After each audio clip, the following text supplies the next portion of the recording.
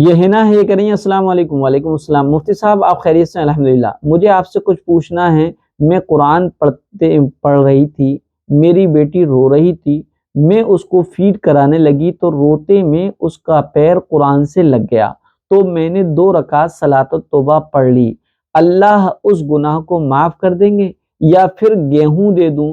آپ بتا دیجئے کیا کرنا ہوگا۔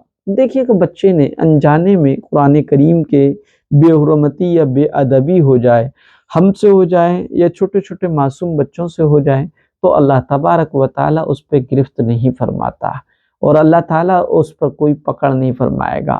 ایک تو بچے ہوتے ہیں، بچے معصوم ہوتے ہیں، تو نہ تو بچوں کی وجہ سے بچوں کی کوئی گرفت ہوگی، کیونکہ معصوم کا اور چھوٹے بچے جب تک بالغ نہیں ہو جاتے ان کا کوئی عمل ان اچھا یا برا ان کے نامہ اعمال میں نہیں لکھا جاتا۔ اور اگر کسی بڑے سے ہوا ہے تو یقیناً کوئی بھی ایمان والا ہو، کتنے بھی کمزور درجے کا مسلمان ہوگا، کتنا ہی اس کا یقین کمزور ہوگا، لیکن وہ جانتے بوجھتے ہوئے قرآن کریم کی بے ادبی اور بے حرمتی نہیں کرتا ہے، لیکن جب بھی اس سے ہوتی ہے تو انجانے میں ہوتی ہے، اور حدیث میں آیا کہ انجانے میں اگر کوئی کام کر لیا جائے تو اس کا بھی گناہ نہیں لکھا جاتا۔ لہذا آپ مطمئن رہیں کہ گناہ نہیں ہے، لیکن نہ اللہ کی ناراضگی، نہ اس کا غضب نازل ہوگا، نہ وہ اس کا عذاب نازل ہوگا۔ آپ نے پھر بھی 2 رکعت صلاۃ توبہ پڑھ لی، بہت اچھی بات ہے۔ اللہ تعالیٰ بڑا معاف کرنے والا، توبہ کو بہت پسند کرتا ہے، اور توبہ کرنے والے کو اپنے در سے محروم نہیں جانے دیتا ہے۔